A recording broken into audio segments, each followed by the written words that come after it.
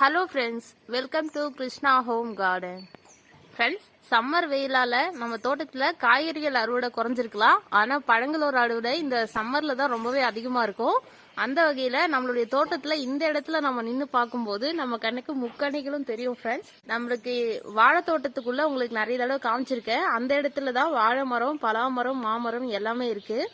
இந்த செவத்துக்கு அந்த பக்கம் தான் அந்த வாழைத்தோட்டம் இருக்கு. இங்க இருந்து பார்த்தோம்னா நம்மளுக்கு வந்து பலாமரத்துல இருக்கக்கூடிய பலாப்பழமும் தெரியுது, மாம்பழமும் தெரியுது, அதோட வாழைப்பழமும் தெரியுது. இப்ப நீங்க பாக்குறது எல்லாம் நல்ல அறுவடைக்கு தயாரா இருக்கக்கூடிய முதிர்வடைஞ்ச மாங்காய்கள். இப்ப நான் உங்களுக்கு பலாப்பழத்தை காட்டுறேன். இந்த ரெண்டு வாழை மரத்துக்கு இடையில பாத்தீங்கன்னா ஒரு பலாக்காய் தெரியுது. அந்த பலாப்பழத்தை பக்கத்துல போயிட்டு காட்டுறேன். அடுத்ததா வாழைப்பழம் பாருங்க ஃப்ரெண்ட்ஸ், நல்லா பழுக்க ஆரம்பிச்சிருக்கு. இப்ப இது வந்து அறுவடைக்கு தயாரா இருக்கு. ஃப்ரெண்ட்ஸ், இதுதான் அந்த பலாக்காய் பாருங்க, நல்லா தெரியுது.